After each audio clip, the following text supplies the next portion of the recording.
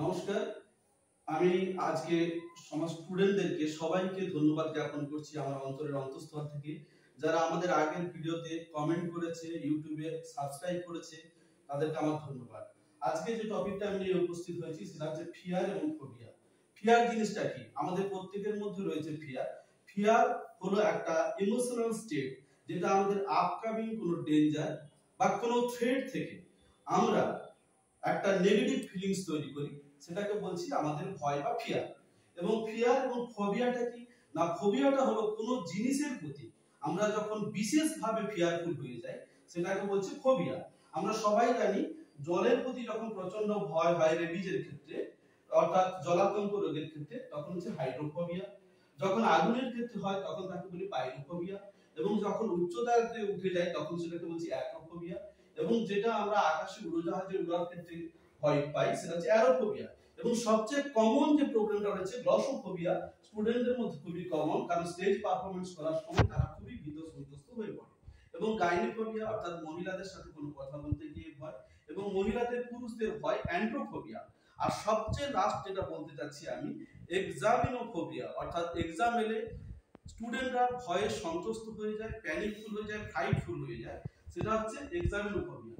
এই ফিয়ার দু ধরনের হয়, একটা ফলস ফিয়ার এবং একটা রিয়েল ফিয়ার। রিয়েল ফিয়ারের মধ্যে fear of exam, fear of failure, fear of judgement, fear of criticism, এগুলো রয়েছে।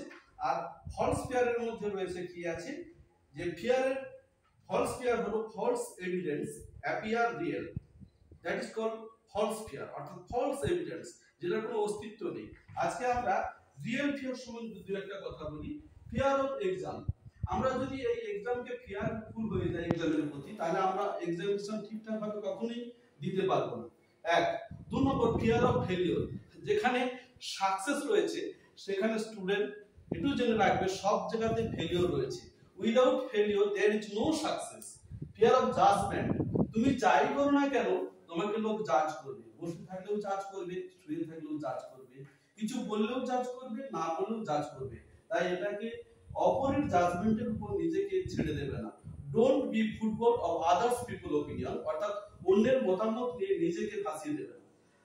ফিয়ার অফ ক্রিটিসিজম, এই পৃথিবীতে এমন কোনো কাজ নেই আর এমন কোনো ব্যক্তি নেই যিনি ক্রিটিসাইজড হননি। সেটা মাদার টেরেসা থেকে নেলসন ম্যান্ডেলা থেকে শুরু করে, আমাদের রবি ঠাকুর থেকে শুরু করে, বিবেকানন্দ শুরু করে, সব মহান মনীষীরা যারাই মহান হয়েছেন তারা সবাই ক্রিটিসাইজড হয়েছেন। তাই ক্রিটিসিজম স্বয়ং ভগবানকে পেতে হয়। আমাদের শ্রী শ্রী ঠাকুর রামকৃষ্ণদেব এবং আমাদের মহাভারতের শ্রীকৃষ্ণ, তিনিও কত ভাবে ক্রিটিসাইজড হয়েছেন। তো এই ফিয়ারকে আমরা কিভাবে কাটাতে পারি? ফিয়ারকে আমরা সেভাবে কাটাতে পারি অ্যাকশন কিওর ফিয়ার, অর্থাৎ আমরা ফিয়ারের জন্য যদি সঠিক অ্যাকশন নিই, পজিটিভ অ্যাকশন নিই, আস্তে আস্তে আমরা এই ফিয়ারটাকে কাটিয়ে উঠতে পারবো। এবং এই ফিয়ারটা আমাদেরকে কখনোই একদম স্কুইজ বা আমাদেরকে প্যারালাইজড করে দেবে না। তার জন্য চাই মেন্টাল অ্যাসিওরেন্স।